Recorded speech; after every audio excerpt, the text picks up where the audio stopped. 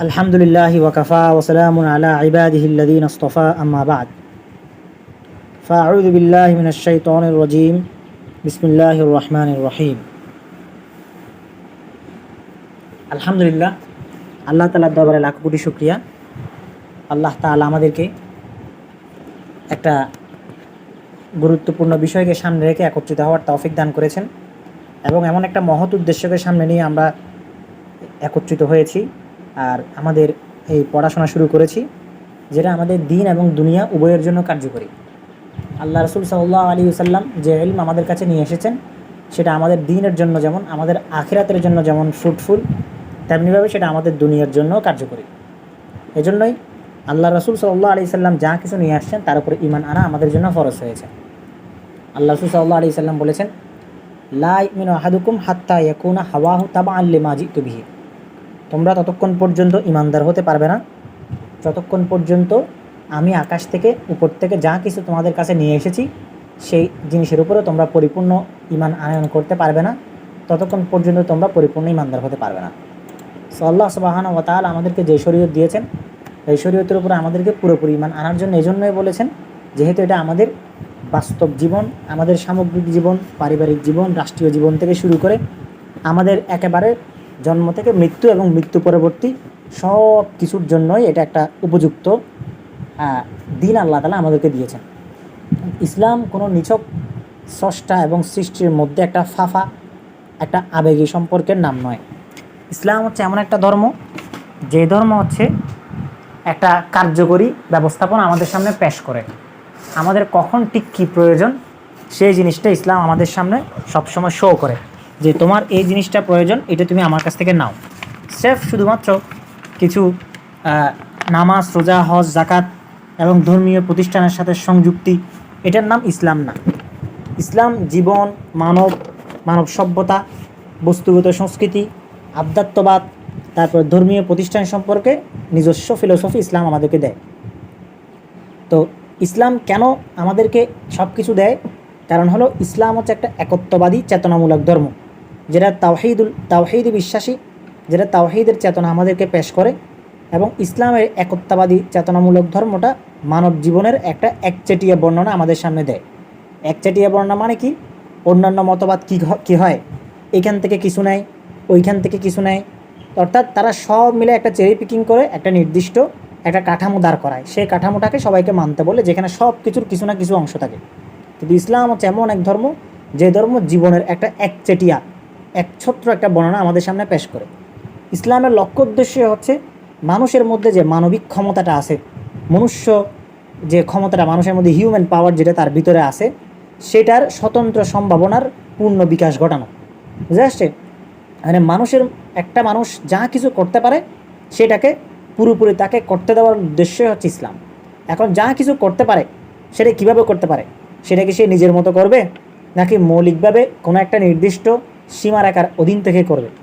যখন মানুষের মধ্যকার ক্ষমতাটাকে মানুষ নিজের মতো করে ব্যাখ্যা করতে চায়, নিজের মতো করে সেটার বিকাশ ঘটাতে চায়, তখন তার মধ্যে ভুল হওয়ার সম্ভাবনা 100 ভাগ থাকে। কিন্তু মানুষ যখন কোনো একটা নির্দিষ্ট সীমারেখার ভিতরে থেকে সে তার ভিতরকার সমস্ত ক্ষমতার পূর্ণ বিকাশ ঘটায়, তখন সে একজন পরিপূর্ণ মানুষে পরিণত হয়। তো এজন্যই যে নীতির অধীনে সে তার ক্ষমতাকে বাস্তবায়ন করবে, তার ভিতরকার সম্ভাবনাকে সে বিকাশ করবে, এইটার যে নীতি, সেই নীতিটাই হলো ইসলাম। তো যেহেতু সে ইসলামের অধীনে থেকে নিজের সম্ভাবনাকে বিকাশ ঘটাবে, এজন্য তার ইসলাম জানাটা জরুরি। এজন্য ইসলাম জানাটাই হচ্ছে ইলম তলব করা, কাসবুল ইলম। ইলম তলব করাটা এজন্য ইসলামী চিন্তাধারার অন্যতম একটা মৌলিক নীতি। ইলম এই শব্দটা তাওহীদের যে অর্থ এবং গুরুত্বের আছে আমাদের কাছে, তাওহীদুল উলুহিয়া, তাওহীদুর রুবুবিয়া, অর্থাৎ আল্লাহ তাআলাকে এক বলে বিশ্বাস করে নেওয়ার যে চেতনা, এই চেতনার সমান পর্যায়ে অবস্থান করা হচ্ছে ইলম। কারণ আমার কাছে যদি ইলম না থাকে, জানা না থাকে, তাহলে আমি উলুহিয়াত, রুবুবিয়াত, আল্লাহ তাআলার তাওহীদ কি, কেন আল্লাহ তাআলা একত্ববাদী চেতনা, এই চেতনাটা আমি ধারণ করতে পারবো না যতক্ষণ পর্যন্ত আমার কাছে ইলম থাকবে না। তো এই জন্যই ইলম তাওহীদের সমান গুরুত্বের সাথে সে সমান পর্যায়ে অবস্থান করে, যেটা ইসলামের মৌলিক বিশ্বাসের সারাংশ। তাওহীদ হচ্ছে ইসলামের মৌলিক বিশ্বাসের সারাংশ, আর এই সারাংশটাকে আয়ত্তে আনার জন্য ইলম জরুরি। এজন্যই ইলম শিকার জন্য এলম তলবের উপরে অনেক বেশি গুরুত্ব দিয়েছে। আল্লাহ রাসূল সাল্লাল্লাহু আলাইহি সাল্লাম হাদিসের মধ্যে বলেছেন, তলাবুল ইলমি ফরিদাতুন আলা কুল্লি মুসলিমি ওয়া মুসলিম, এলম তলব করা সমস্ত মুসলিম নর-নারীর উপরে ফরজ। তারপরে এলম তলব করা আরও অনেক অনেক হাদিস এসেছে। যে ব্যক্তি কী করে, যে মান সালাকা তরিকান ইয়ালতামিসু ফি ইলমান সাহালাল্লাহু লাহু তরিকাম মিন তুরুকিল জান্নাহ, যে ব্যক্তি এলম শেখার জন্য কোনো একটা পথকে বেছে নেয়, কোনো একটা উপায় অবলম্বন করে, আল্লাহ তাআলা কী করেন, তার জন্য জান্নাতের রাস্তাকে সহজ করে দেন। এরকম আরও আছে, মান খরাজা ফি তলাবিল ইলমি, তারপরে মান মা তাফি তলাবিল ইলমি ফাবাইনাহু ওয়া বাইনান নাবিয়্যিনা দারাজাতুন ওয়াহিদাতুন ফাকাত, যে ব্যক্তি ইলম তলব করার জন্য বের হয়ে মারা যাবে, সে নবী এবং তার মধ্যে মাত্র একটা মর্যাদার পার্থক্য থাকবে, এরপরে তার অবস্থান হবে। মা তাফি তলাবিল ইলমি মাতা শাহিদান, যে ব্যক্তি ইলম তলব করতে বের হয়ে মারা যাবে, সে শহীদ হয়ে মারা যাবে।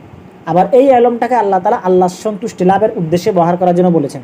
কেউ যদি এই ইলমটাকে এজন্যই ব্যবহার করে যে এই ইলম দিয়ে সে কী করবে, মানুষের কাছ থেকে বাহবা কুড়াবে, ঠিক আছে, মানুষের সাথে তর্ক বিতর্ক করবে, নিজের জ্ঞানের ভাব বোঝানোর জন্য সেই ইলমটাকে ব্যবহার করবে, এরকম যদি হয়ে থাকে তাহলে সে জান্নাতের সুগ্রাণও পাবে না। এটাও হাদিসের মধ্যে আছে, মান তাআল্লামা ইলমান মিম্মা ইবতাগা বিহি ওয়াজহুল্লাহি লা ইয়াতাআল্লামুহু ইল্লা লিইউসিবা বিহি আরাদাম মিনাদ দুনিয়া লাম ইয়াজিদ আরাফাল জান্নাতি ইয়ানি রিহা, যে ব্যক্তি কী করবে, ইলম তলব করার জন্য ইলম শিখবে, যে ইলম দিয়ে আল্লাহ তাআলার সন্তুষ্টি অর্জন করা হয়, কিন্তু সেই ইলম দিয়ে সে দুনিয়াবি কোনো কিছু লাভের জন্য ইলমটা শিখবে, কী হবে, সে কখনো জান্নাতের জ্ঞানও পাবে না।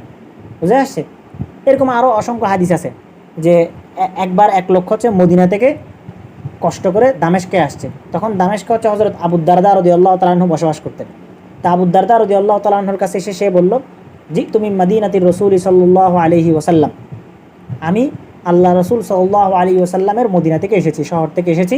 কেন এসেছি? মা জিতু লিহাজাতিন বাল লিহাদিসিন, আমি কোনো বিনা প্রয়োজনে, অন্য কোনো প্রয়োজনে, দুনিয়াবি কোনো উদ্দেশ্য লাভের উদ্দেশ্যে আমি আপনার কাছে আসিনি। আমি আপনার কাছে কেন এসেছি? শুধুমাত্র একটা হাদিস শিখার জন্য এসেছি। ঠিক আছে?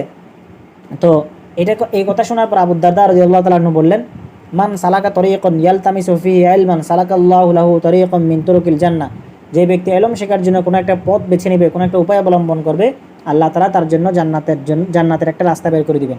তারপর আরও বললেন, তারপরে ইন্নাল মালাইকাতা লা তুদউ আজনিহাতাহা রিদান লিতালিবিল ইলমি, ইলম যে তলব করে, দ্বীন ইলম যে শিখে, তার পায়ের নিচে ফেরেশতারা নূরের পাখা বিছিয়ে দেয় ওই তালেবে ইলমের সন্তুষ্টি লাভের উদ্দেশ্যে।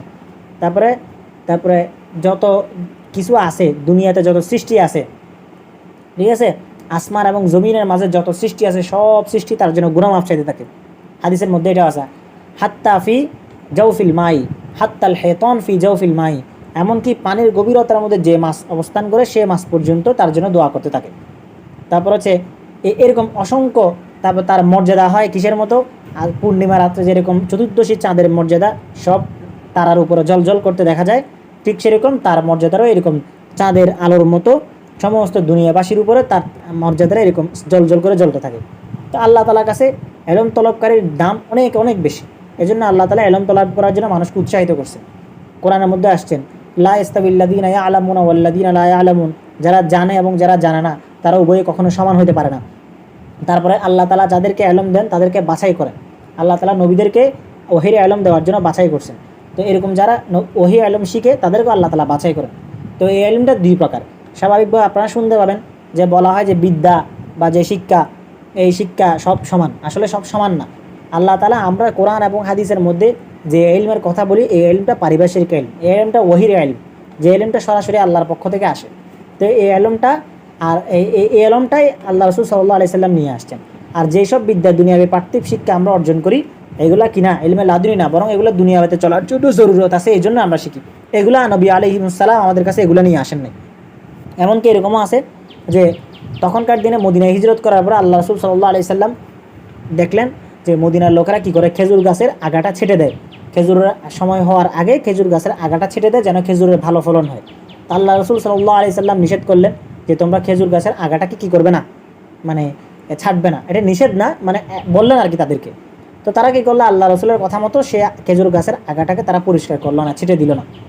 পরে যখন সে বছর খেজুরের ফলগুলো একটু ছিটা হয়ে গেল, মানে ভালো খেজুর হয়নি, তখন আল্লাহ রাসূল সাল্লাল্লাহু আলাইহি সাল্লামের কাছে সবাই আসলো, এসে বলল যে ইয়া রাসূলুল্লাহ, আপনি আমাদেরকে বলেছিলেন আমরা যেন খেজুর গাছের আগাটাকে কি না করি, না ছাটি, এখন তো এবছর খেজুর গাছ ভালো হইল না।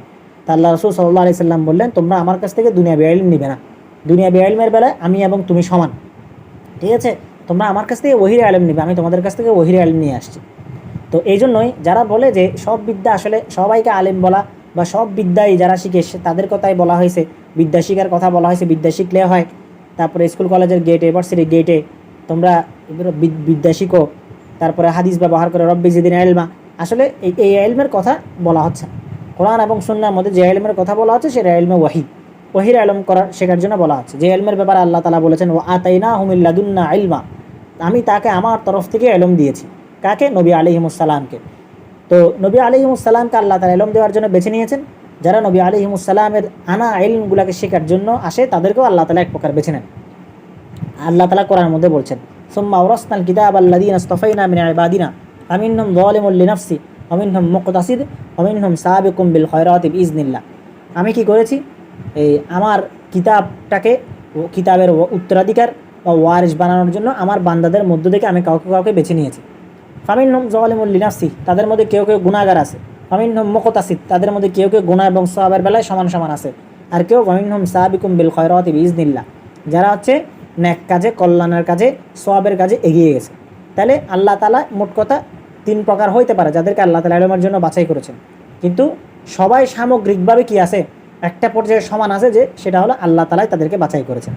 সো ইলমের অনেক অনেক বেশি গুরুত্ব কোরআন এবং হাদিসের মধ্যে বর্ণিত হয়েছে। আচ্ছা, আমরা ভূমিকার ক্লাসের মধ্যে এজন্যই ইলমের ব্যাপারে কথা বলছি। তো ইসলামী চিন্তাধারার যেটা 2টা অপরিবর্তনীয় উৎস, যেটা কখনো চেঞ্জ হবে না, সেটা হলো কোরআন এবং আল্লাহ রাসূল সাল্লাল্লাহু আলাইহি সাল্লামের হাদিস। তো কোরআন ইলম তলবের উপরে জোর দিয়েছে, মানুষকে সেটা অর্জন করার জন্য উপদেশ দিয়েছে। ইলম এই শব্দটা কোরআনের মধ্যে প্রায় 805 বার আসছে। নবী আলাইহিমুস সালামের উপরে যে প্রথম আয়াতটা নাজিল হয়েছিল, সেই নাজিলের আকৃত আয়াতের মধ্যে তাকে পড়া এবং শেখার জন্য আদেশ দেওয়া হয়েছিল। সূরা আলাকের মধ্যে ইকরা বিসমি রাব্বিকাল্লাযী খলাক বলা হয়েছে। আল্লাহ তাআলা পবিত্র কোরআনের মধ্যে আল্লাহ রাসূল সাল্লাল্লাহু আলাইহি ওয়াসাল্লামের চরিত্রের প্রশংসা করে দিয়ে কলমের কথা বলেছেন। কলমের কথা দিয়ে আল্লামা বিল কলাম, মানে যেটা কলমের কথা কোরআন এসেছে, এরকম নুন ওয়াল কলামি ওয়া মা ইয়াসতুরুন, কলমের শপথ করে বলেছেন। তাহলে এইটা একটা গুরুত্বপূর্ণ পয়েন্ট, যে যখন আরবরা অর্ধসভ্য ছিল, মারামারি হানাহানিতে লিপ্ত থাকতো, জাহিলিয়াতের মধ্যে তারা বসবাস করছিল, তারা তাদের যে যুদ্ধংদেহী মনোভাব নিয়ে অহংকার করত, সেই সময়ের মধ্যে আল্লাহ তাআলা কলমের মাধ্যমে শপথ করেছিলেন। তলোয়ারের মাধ্যমে শপথ করেন নাই, তীরের মাধ্যমে শপথ করেন নাই, যুদ্ধের শপথ করেন নাই, বরং কী করছেন? কলমের শপথ করছেন। আল্লাহ ইসলামের নবী মুহাম্মদ সাল্লাল্লাহু আলাইহি সাল্লামকে আল্লাহ তাআলা কি বলেছেন? মদিনাতুল ইলম বলেছেন, জ্ঞানের শহর বলেছেন। তো খোদ আল্লাহ রাসূল সাল্লাল্লাহু আলাইহি ওয়াসাল্লামও নিজেকে আনা মদিনাতুল ইলম বলেছেন, জ্ঞানের শহর বলেছেন, ইলমের শহর বলেছেন। তো এটা দিয়ে তিনি মূলত ইলমের উপরে জোর দিয়েছেন। এরকম হাদিসের মধ্যেও আসছে, অসংখ্য হাদিস আমরা বলেছি, যে হাদিসগুলোর মধ্যে ইলম তলবের জন্য গুরুত্ব দেওয়া হয়েছে। তো তো তাহলে কি বোঝা গেল? ইলম শেখার যে একটা ফিলোসফি, এটা আসলে জীবনের সাথে একটা অবিচ্ছেদ্য অংশ। তো কারণ প্রত্যেকটা যে সমস্ত সমস্যাগুলো আমাদের শিক্ষাগত দিক থেকে বের হয়, মানে আমরা যখন কোনো তাত্ত্বিক বা দার্শনিক বা শিক্ষাগত কোনো সমস্যা আমরা পাই, সেই সমস্যা দিয়ে মূলত আমাদের জীবনটা প্রভাবিত হয়। যখন আমার কাছে ধরেন নাস্তিক্যবাদ বলেন, গণতন্ত্র বলেন, বা হচ্ছে আরও যত মতবাদ আছে, লিবারালিজম বলেন, তারপর হচ্ছে ফেমিনিজম বলেন, যত মতবাদ আছে, সবগুলো মতবাদ মূলত শিক্ষামূলক মতবাদ। এগুলো বের হয়ে আসছে কোত্থেকে? মানুষের মাথা থেকে। এবং এগুলাকে মানুষের সামনে উপস্থাপন করার জন্য শিক্ষারই সাহায্য নেওয়া হয়েছে, বিদ্যারই সাহায্য নেওয়া হয়েছে। তাহলে এগুলো দিয়ে মানব জীবনের কী হচ্ছে? মানব জীবনটা এইসব দর্শন দিয়ে প্রভাবিত হচ্ছে। তাহলে কি বোঝা গেল? ইলমের লক্ষ্য বা শিক্ষার লক্ষ্যটা মানুষের জীবনের লক্ষ্যের সাথে আপেক্ষিক। আর সেই জায়গায় ইসলাম আমাদেরকে নিজস্ব একটা ইলমি দর্শন আমাদের সামনে পেশ করতেছে। ঠিক আছে, এর একটা পয়েন্ট। আর একটা পয়েন্ট হলো, আল্লাহ তাআলা মানুষকে সৃষ্টি করছেন তাকে বিচারের সম্মুখীন করার জন্য, জীবন পরিচালনার পদ্ধতি সম্পর্কে জবাবদিহি করার জন্য। এটা মানব সৃষ্টির একটা উদ্দেশ্য। আল্লাহ তাআলা কি বলেছেন? ওমা খলাকতুল জিন্না ওয়াল ইনসা ইল্লা লিয়াবুদুন, আমি কি করেছি? জিন এবং মানুষকে ইবাদতের জন্য সৃষ্টি করেছি। তার মানে কি? জবাবদিহিতামূলক অবস্থান।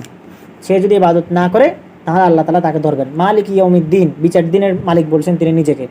ইমাম আবু হানিফা রাহমাতুল্লাহ আলাইহি বলছেন, লাউলা আলাম বাসিল্লাহু নাবিয়ান লাওয়াজিবুন আলান নাস মারিফাতুল্লাহ, যদি আল্লাহ তাআলা কোনো নবী নাও পাঠাইতেন, তারপর মানুষের উপরে ওয়াজিব ছিল আল্লাহ তাআলাকে চিনে নেওয়া।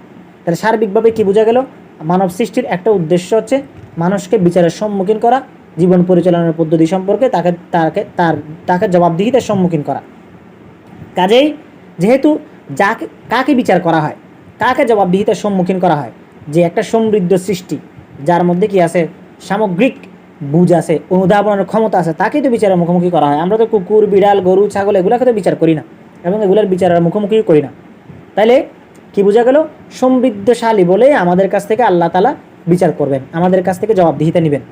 তাহলে এজন্য এই জবাবদিহিতার ব্যাপারটা যেন পরিপূর্ণ সুন্দরভাবে হয়, এটার জন্যই ইসলাম মুসলমানদের জন্য একটা সচেতন পরাধীনতা এবং আল্লাহর কাছে সম্পূর্ণ স্বেচ্ছায় আত্মসমর্পণ কামনা করে।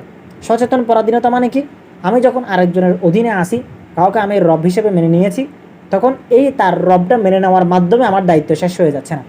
তাকে মেনে নেওয়ার পরে আমাকে তার মেনে নেওয়ার যে অনুভূতি সেটা আমাকে প্রকাশ করতে হচ্ছে। ঠিক আছে? তো যেহেতু করতে হচ্ছে, এই কারণে এটাকে আমরা সচেতন পরাধীনতা বলতেছি। তো এইটাই হচ্ছে ইসলামের উদ্দেশ্য মানুষের কাছ থেকে। তো আল্লাহ তাআলার এই আদেশ মোতাবেক এলম শেখা এবং সেই এলম অনুসন্ধান করা মানুষেরকে জীবনের প্রত্যেকটা শাখাতে উৎসাহিত করে, মানুষকে এগুলো শিখতে হয়। তো এই শিকার মাধ্যমে মানুষ কী হয়? আল্লাহ তাআলার ইবাদতটাকে পরিপূর্ণভাবে করতে পারে। এজন্য আমাদেরকে এলমটা শিখতে হবে। সো এলম যেহেতু আমরা শিখবো, প্রথমে আমাদেরকে এটা যেহেতু আর 8-10টা বিষয়ের মতো বা আর 8-10টা বিদ্যার আর 8-10টা শাখার মতো নয়, এজন্যই আমাদেরকে এই এলম শিখার কিছু আদবও আমাদেরকে শিখতে হবে। তাহলে আমাদের সিলেবাসের প্রথম পার্টটা হবে আদাবুল ইলম। আমরা প্রথমে আদাবুল ইলম সম্পর্কে জানবো, এলম শিখার যে আদব, সেই আদবগুলো সম্পর্কে আমরা জানবো। এরপরে আমরা আসবো হচ্ছে কিসের মধ্যে? ইলমের মূল জায়গার মধ্যে বা মূল শিক্ষার খাতের মধ্যে আমরা প্রবেশ করবো ইনশাআল্লাহ।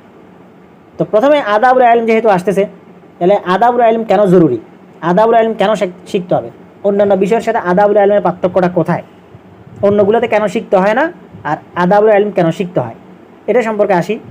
যে কারণ এই ইলমটা হচ্ছে কলবের ইবাদত। ঠিক আছে?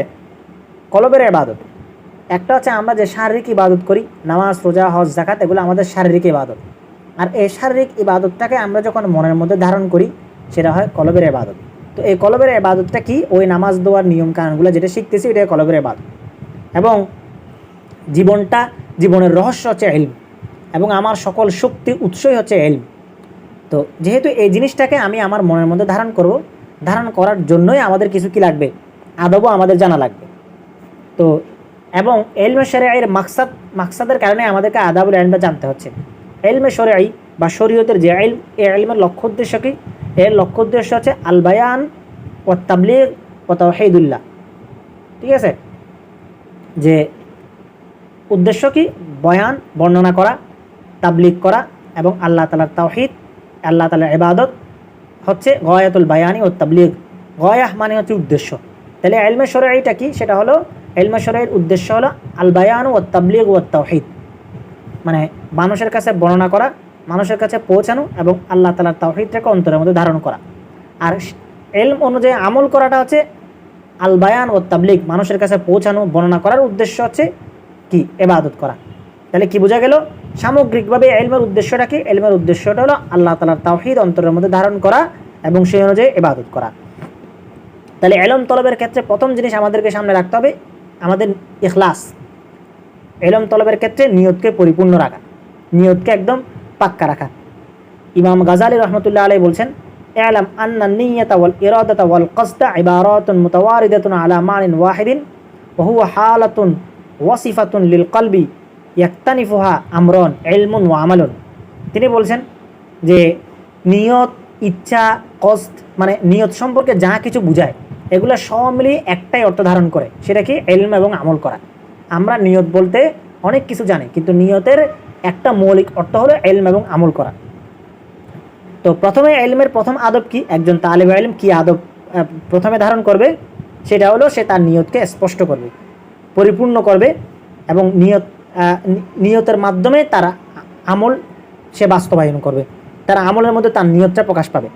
যেহেতু আল্লাহ রাসূল সাল্লাল্লাহু আলাইহি সাল্লাম হাদিসের মধ্যে বলেছেন, আলকামা ইবনে ওয়াক্কাস আল-লাইসি থেকে বর্ণিত হাদিস, যে হাদিস বুখারী শরীফের একদম শুরুর হাদিস প্রথমে এসেছে, কি বলছেন? ইন্নামাল আমালু বিন্নিয়াত, সমস্ত আমল নিয়ত কেন্দ্রিক হয়। ওয়া ইন্নামা লিকুল্লি ইমরিইম মা নাওয়া ফামান কানাত হিজরাতুহু ইলাল্লাহি ওয়া রাসূলিহি ফাহিজরাতুহু ইলাল্লাহি ওয়া রাসূলিহি।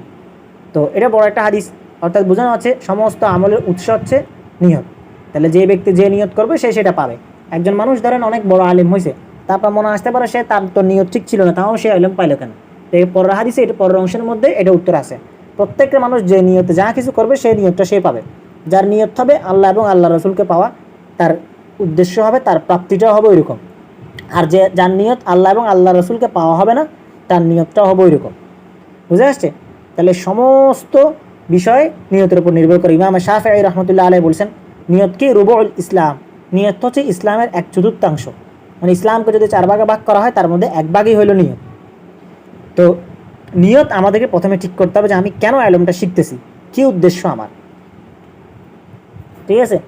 আল্লাহ তাআলা বলছেন এই ওমা উমিরু ইল্লা লিয়াবুদুল্লাহ মুখলিসিনা লাহুদ্দিন, মানুষকে আদেশ করা হয়েছে কিসের আদেশ? যে তারা ইবাদত করবে, আল্লাহ তাআলা ইবাদত করবে নিয়তকে ঠিক রেখে, মুখলিস হয়ে। ঠিক আছে? যে তো ওমর ইবনুল খাত্তাব রাদিয়াল্লাহু তাআলা আনহু বলেছেন একবার একটা জায়গার মধ্যে যে বাশশির হাযিল উম্মাতা বিসসানাই ওয়াত তামকিনি ফিল বিলাদ ওয়ান নাসরি ওয়ার রাফআতি ফিদ দ্বীন ওয়া মান আমিলা মিনহুম বিআমালিল আখিরাতি লিদ দুনিয়া ফালাইসা লাহু ফিল আখিরাতি নাসিবুন। আল্লাহ রাসূল সাল্লাল্লাহু আলাইহি সাল্লাম বলছেন যে এই উম্মতকে বিভিন্ন দেশে দেশে তাদের শক্তি সামর্থ্য বৃদ্ধি পাবে, বিভিন্ন দেশে দেশে এই উম্মত, এই জাতি ইসলামকে, আল্লাহর দ্বীনকে, আল্লাহর জমিনের মধ্যে তারা কি করবে? উড্ডীন করবে। যে ব্যক্তি এই কাজটা, আখিরাতের কাজটা দুনিয়ার উদ্দেশ্য করবে, সে আখিরাতে কোনো ফল পাবে না।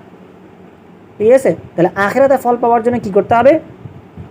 যে এই নিয়তকে পরিপূর্ণ করতে হবে। তো একবার এক লোক আল্লাহ, আরেকটা হাদিস আমরা দেখি হযরত উমামা রাদিয়াল্লাহু তাআলা থেকে বর্ণিত হাদিস, যে একবার আল্লাহ রাসূল সাল্লাল্লাহু আলাইহি সাল্লামের কাছে এক লোক আসলো, এসে কি বলল? আর আইতার রাজুলা গাযা ইয়ালতামিসুল আজরা ওয়াজ যিকরা মা লাহু। তো যে বললেন যে ইয়া রাসূলুল্লাহ, এক লোক হচ্ছে কি করে, মানে সওয়াবের উদ্দেশ্যে, আল্লাহ তাআলাকে স্মরণ করার উদ্দেশ্যে সে হচ্ছে জিহাদ করে, সে কি পাবে? তখন আল্লাহ রাসূল সাল্লাল্লাহু আলাইহি সাল্লাম বললেন যে লা শাই আলাহ, সে কিছুই পাবে না। একই প্রশ্ন সে 3 বার করছে। 3 বারে আল্লাহ তাআলা রাসূল সাল্লাল্লাহু আলাইহি সাল্লাম বললেন যে সে কিছুই পাবে না। এরপরে বলা হলো যে এরপর আল্লাহ রাসূল সাল্লাল্লাহু আলাইহি সাল্লাম বললেন ইন্নাল্লাহা লা ইয়াকবালু মিনাল আমালি ইল্লা মা কানা লাহু খালিসান ওয়াবতাগিয়া বিহি ওয়াজহু। ওই পর্যন্ত কোনো ব্যক্তির আমল আল্লাহ তাআলা কবুল করবেন না যতক্ষণ পর্যন্ত সে আমলটা আল্লাহ তাআলা সন্তুষ্টি লাভের উদ্দেশ্যে, আল্লাহ তাআলাকে খাস করে সে আমলটা সে করবে না। তো প্রথম কথাটা কি? প্রথম কথা হলো নিয়ত ঠিক রাখা। এজন্য নিয়তের ব্যাপারে অনেক অনেক হাদিস আসছে, যে তারপর হচ্ছে অনেক ওলামায়ে কেরাম অনেক কথা বলছেন। ফাল্লা আমাল আমালান সলিহান, হাদিসের মধ্যে আল্লাহ তাআলা কোরআনের মধ্যে বলছেন না, ফাল্লা আমাল আমালান সলিহান, সে যেন নেক আমল করে, ওয়ালা ইউশরিক বিইবাদাতি রাব্বিহি আহাদা, এবং সে শিরক না করে। তাহলে সৎ আমলের পরে শিরক করার কেন কথা বলা হয়েছে? কারণ সৎ আমলের মধ্যেও কি ঢুকতে পারে? অন্য কোনো কিছু ঢুকতে পারে। তাহলে কোনো কিছু চাওয়া পাওয়ার সাথে যখন আরেকজনের অংশীদারিত্ব ঢুকে যায়, বা কোনো কিছু প্রাপ্তির সাথে যখন অন্য কোনো উদ্দেশ্যে জড়িত হয়ে যায়, তখন ঠিক যেই কাজের জন্য আমি ওই উদ্দেশ্যটাকে, যে উদ্দেশ্যে আমি ওই কাজটা করে যাচ্ছি, সেই উদ্দেশ্যটা তখন পরিপূর্ণ হয় না। এই জন্য আল্লাহ তাআলা আমল সালেহের সাথে সাথে শিরিকের কথা বলে আমাদেরকে সতর্ক করে দিয়েছেন যে তুমি যতই আমল সালেহ করো, সে আমল সালেহটা আমাকে পাওয়ার জন্য হতে হবে। সে আমল সালেহের মধ্যে কাউকে সন্তুষ্ট করা, কাউকে খুশি করার জন্য কিছু থাকতে পারবে না। তাহলে তালেব ইলমের জন্য প্রথম শর্ত কি? প্রথম শর্ত হলো সে ইলম তলবের ক্ষেত্রে তার নিয়তকে সুন্দর করবে। তার নিয়তকে সুন্দর করার অর্থ কি? নিয়তকে সুন্দর করার অর্থ হলো ইলম শিখতেছে আল্লাহর জন্য, সেই অনুযায়ী সে আমল করবে, আল্লাহ তাআলার শরীয়তকে সে আল্লাহ তাআলার জমিনের মধ্যে জিন্দা করবে, তার অন্তরকে সে আলোকিত করবে, তার বাতিনকে, তার অর্থাৎ সে তার প্রকাশ্যকে আলোকিত করবে, সুন্দর করবে, তার বাতিনকে সে, তার অভ্যন্তরীণ অবস্থাকে, অন্তরের অবস্থাকে সে পরিষ্কার রাখবে, এবং কিয়ামতের দিন আল্লাহ তাআলার সন্তুষ্টি লাভে, আল্লাহ তাআলার নৈকট্য লাভে সে নিজেকে প্রস্তুত করবে, ওইভাবে আল্লাহ তার সন্তুষ্টি লাভের জন্য চেষ্টা করবে।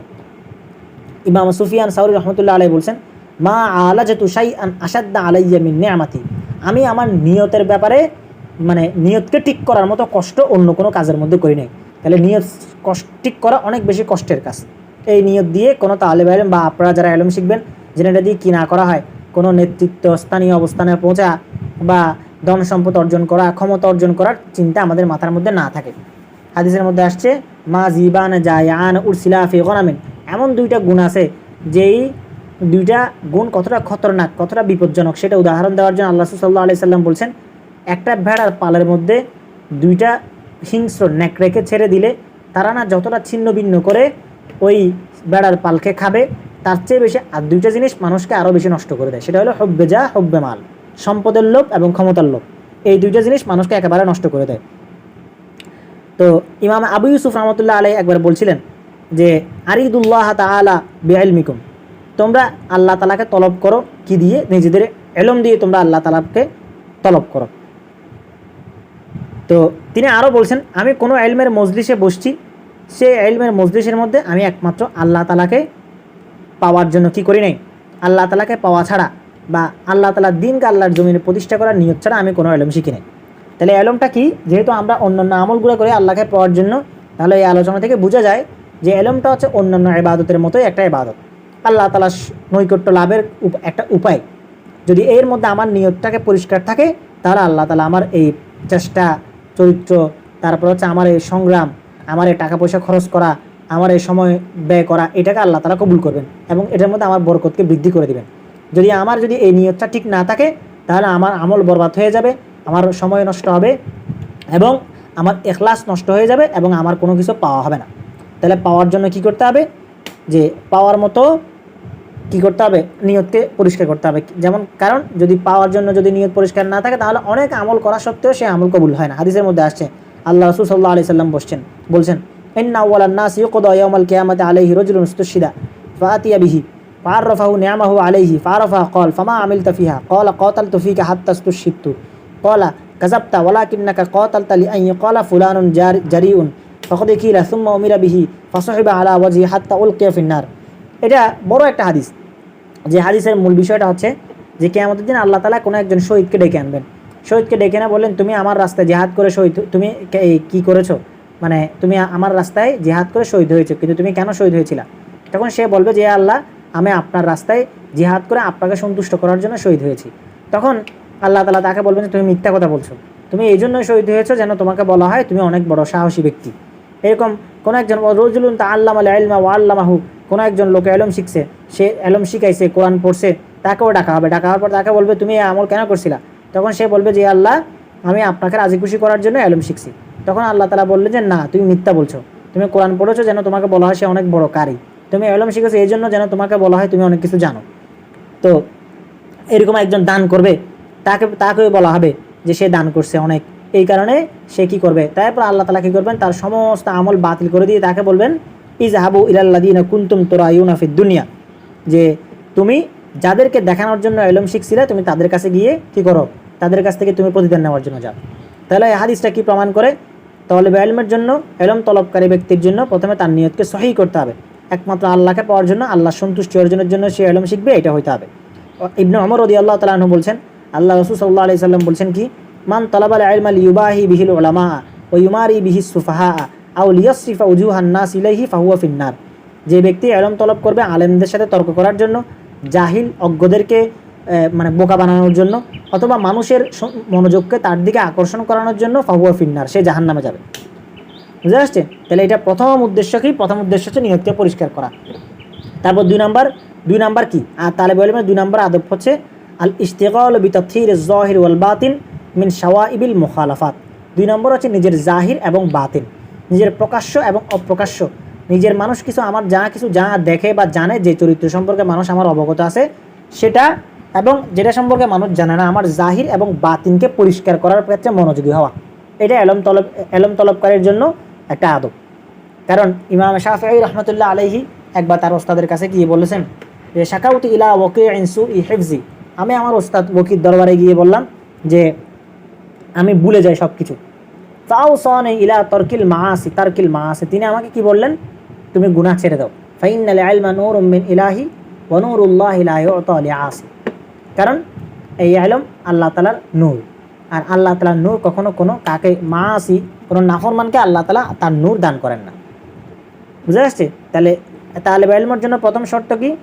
সে সমস্ত বিদআত থেকে বেঁচে থাকবে, সে সুন্নতের উপরে চলবে, এবং সে সব সময় কি থাকবে? তার দেহকে পরিচ্ছন্ন রাখবে, সবসময় ওযুর হালতে থাকবে, তারপরে মানে শারীরিকভাবেও যেরকম পরিষ্কার থাকবে, এরকম সে ইয়াভাবেও পরিষ্কার থাকবে, তার আভ্যন্তরীণ দিক থেকেও সে পরিষ্কার থাকবে।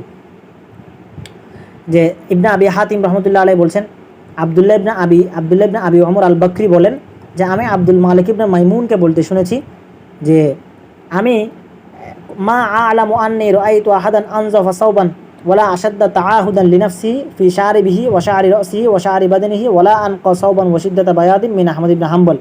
মানে একজন আলেমকে কতটা কি থাকতে হয়, পরিচ্ছন্ন থাকতে হয়, সুন্দর থাকতে হয়, সেই ব্যাপারে তিনি বলছেন যে আমি আহমদ ইবনে হাম্বলের চেয়ে সুন্দর, পরিপাটি, পরিচ্ছন্ন, আমি দামি কাপড় এবং সুন্দরভাবে চলাফেরা করার ক্ষেত্রে আমি আর কাউকে দেখি নাই। একমাত্র আমি কাকে দেখছি? এই ইমাম আহমদ ইবনে হাম্বলকে আমি এইভাবে দেখছি। কারণ ইমাম আহমদ ইবনে হাম্বল রহমতুল্লাহ আলাইহি কী করতেন? কোনো সুন্নত ছাড়তেন না, সবসময় কী থাকতেন? পরিষ্কার পরিচ্ছন্ন থাকতেন। ইমাম রহমতুল্লাহ আলাইহি বলছেন, মা কাতাবতু হাদিসান ইল্লা ওয়া ক্বাদ আমিলতু বিহি। আমি এমন কোনো হাদিস লিখি নাই যে হাদিসের উপর আমি আমল করি নাই। বুঝে আসছে? হাত্তা আমার রবি আন্না নবী সাল্লাল্লাহু আলাইহি সাল্লাম ইহতাজামা। তো ইমাম আহমদ ইবনে হাম্বল রহমতুল্লাহ আলাইহি বলছেন, আমি কোনো হাদিসের উপরে কোনো হাদিস আমল করা ছাড়া লিখি নাই। এমনকি আমি হাদিসের মধ্যে পাইছি আল্লাহ রাসূল সাল্লাল্লাহু আলাইহি সাল্লাম একবার হিজামা করায়ে আবু তাইবাকে 1 দিনার দিছিলেন। এই কারণে আমিও যখন হিজামা করাইতে গেলাম তখন আমি হিজামা করায়ে 1 দিনার দিলাম। মানে আল্লাহ রাসূল যেটা করছেন আমিও সেটা করছি। তো এরকম তালেবে ইলমের জন্য আরও কিছু আদবের মধ্যে মানে এই জাহের বাতিনকে পরিষ্কার রাখা যে আদব, 2 নম্বর আদবের 2 নম্বর অংশ। এর মধ্যে আরেকটা বলছেন খতিব আল বাগদাদি রহমতুল্লাহ আলাইহি বলছেন যে তালেবে ইলমের জন্য সমস্ত ধরনের অহেতুক, অশ্লীল এবং বেফায়দা কাজ থেকে দূরে থাকতে হবে। কোনো অহেতুক আড্ডাবাজি, যে আড্ডার মধ্যে কোনো ফায়দা নেই, অহেতুক খেলাধুলা, যে খেলাধুলার মাধ্যমে কোনো মাকসাদ নেই, কোনো লক্ষ্য উদ্দেশ্য নেই, যেমন দাবা খেলা, বসে বসে লুডো খেলা, ঠিক আছে, মোবাইলের গেমস খেলা, যেগুলোর কোনো ফায়দাহীন। ধরেন কিন্তু যদি আপনি ধরেন ক্রিকেট, ফুটবল খেললেন, সেক্ষেত্রে দেখা গেলো যে আপনার শারীরিক একটা কসরত হইলো, এটা একটা বিষয়। কিন্তু একটা হলো অহেতুক খেলাধুলা, যে খেলাধুলার মধ্যে, যে আড্ডাবাজির মধ্যে কোনো ফায়দা নেই, এই ধরনের জিনিসপত্র থেকে দূরে থাকার জন্য বলছেন। এটা তালেবে ইলমের জন্য ওয়াজিব বা আবশ্যকীয়। এবং একই সাথে সে কী করবে না, এবং অতিরিক্ত হচ্ছে জোক মারা, হাসাহাসি করা, কাউকে উপহাস করা, ঠাট্টা করা, তিরস্কার করা, এই ধরনের কাজগুলো থেকে তালেবে ইলমের দূরে থাকা, এটা একটা তার এলম তলবের ক্ষেত্রে মানে এই কাজগুলো তার এলম তলবের প্রতিবন্ধকতা সৃষ্টি করে, তার মনোযোগকে কমায় ফেলে, তার গাম্ভীর্যকে দূর করে দেয়, যার কারণে সে সব কিছুকে ইজিলি নেওয়া স্টার্ট করে এবং তার মধ্যে একটা কি চলে আসে, এই মানে আদবহীনতা চলে আসে। ইমাম মালিক রহমতুল্লাহ আলাইহি বলছেন, ইন্না হাক্কান আলা মান তালাবাল ইলমা আন ইয়াকুনা লাহু ওয়াকারুন ওয়া সাকিনাতুন ওয়া খাশিয়াতুন ওয়া আন ইয়াকুনা মুত্তাবিআন লিআসরি মান মাজা ক্বাবলা। একজন তালেবে ইলমের জন্য আবশ্যক হলো যে সে তার মধ্যে একটা গাম্ভীর্য থাকবে, তার মধ্যে একটা প্রশান্তির ভাব থাকবে, তার মধ্যে একটা আল্লাহর প্রতি ভয় থাকবে, এবং সে তার পূর্বে যারা গত হয়েছে তাদের পদাঙ্ক অনুসরণ করার মতো মন মানসিকতা লালন করবে। বুঝে আসছে? এই যেমন ইমাম মুহাম্মদ ইবনে হুসাইন রহমতুল্লাহ আলাইহি কি বলছেন দেখেন, তিনি বলেন যে ক্বালা সাঈদ ইবনে আমির, সাঈদ ইবনে আমির বলছেন, কুন্না ইনদা হিশাম আদ-দাস্তাওয়াই নামে এক মুহাদ্দিস ছিলেন, হিশাম আদ-দাস্তাওয়াই। তো তিনি বলছেন আমরা সবাই হিশামের কাছে বসা ছিলাম, এই সময় আমরা তার কাছে বসে হাদিস শিখতেছিলাম। এমন সময় আমাদের মধ্যে একটা লোক হেসে উঠলো, মানে পড়ার মাঝখানে হেসে দিল। তখন হিশাম তাকে বললেন, তাদহাকু ওয়া আনতা তাতলুবুল হাদিসা,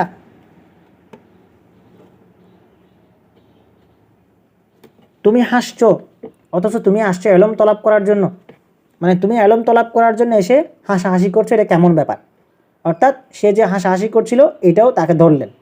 তাহলে একজন তালেবে ইলম, একজন এলম শিখনেওয়ালা ব্যক্তি কখনো কি করবে না, এমন কোনো কর্মকাণ্ড করবে না যে কর্মকাণ্ডের মাধ্যমে তার এলম তলবের ক্ষেত্রে একটা প্রতিবন্ধকতা সৃষ্টি করবে। আচ্ছা, তো তাহলে প্রথম কি হলো, প্রথম কথা হলো আমরা এতক্ষণ পর্যন্ত যেটা বুঝলাম, প্রথমে জাহেরকে কি করা, ঠিক করা, আমাদের বাইরের দিকটাকে ঠিক করা একজন তালেবে ইলমের জন্য আদব। তাহলে জাহের কিভাবে ঠিক হবে? জাহের ঠিক হবে কি দিয়ে? মানে সুন্নতের উপর আমল করার মাধ্যমে, ইত্তেবায়ে সুন্নাহ, পরিপূর্ণ সুন্নাহকে অনুসরণ করার মাধ্যমে, ইলমি দিকে, আমলি দিকে, চলাফেরার দিক থেকে করার মাধ্যমে। 2 নাম্বার কি, মানে অহেতুক কথাবার্তা না বলার মাধ্যমে, মানে চুপ করে থাকার মাধ্যমে। ধরেন একটা জায়গায় আপনার কথা বলার প্রয়োজন নেই, সেই জায়গায় অন্যরা কথা বলছে, বা আপনি না বললেও চলে, অথবা দেখা গেল যে অর্থাৎ ওই জায়গায় আপনার কথা বলারই প্রয়োজন নেই, বেশি কথা না বলা আর কি, মোট কথা যখন যেটা বলার প্রয়োজন সেটা বলা, তো আর যেটা বলার প্রয়োজন নাই সেটাকে এড়িয়ে যাওয়া। এই এড়িয়ে যাওয়ার মাধ্যমে কি হবে, যে তার মধ্যে তার জাহেরটা ঠিক হবে, তার মধ্যে একটা স্বভাবজাত গাম্ভীর্য চলে আসবে। তারপরে 2 নাম্বার কি, এরপর আরেকটা ব্যাপার হলো নিজের মধ্যে যেন বাতিনি দিক থেকে, মানে অপ্রকাশ্য দিক থেকে, তার অন্তরের দিক থেকে যেটা পরিচ্ছন্ন করতে হবে সেটা হলো কোনো অহংকার না থাকা। হাদিসের মধ্যে আসছে, লা ইয়াদখুলুল জান্নাতা মান কানা ফি কলবিহি মিসকালু যাররাতিন মিন কিবরিন, ওই ব্যক্তি কখনোই জান্নাতে প্রবেশ করতে পারবে না যার অন্তরের মধ্যে কি থাকবে, মানে এক সর্ষে দানা পরিমাণও অহংকার থাকবে। আচ্ছা, তখন এক লোক জিজ্ঞাসা করলো যে ইয়া রাসূলুল্লাহ, তো কোনো এক মানুষের যদি চায় যে তার কাপড়টা একটু সুন্দর হোক, ইন্নার রাজুলা ইউহিব্বু আন ইয়াকুনা সাওবুহু হাসানান ওয়া না'লুহু হাসানাতান, সে চায় যে তার কাপড়টা সুন্দর হোক, তার জুতাটা সুন্দর হোক, এটাও কি অহংকার পড়বে?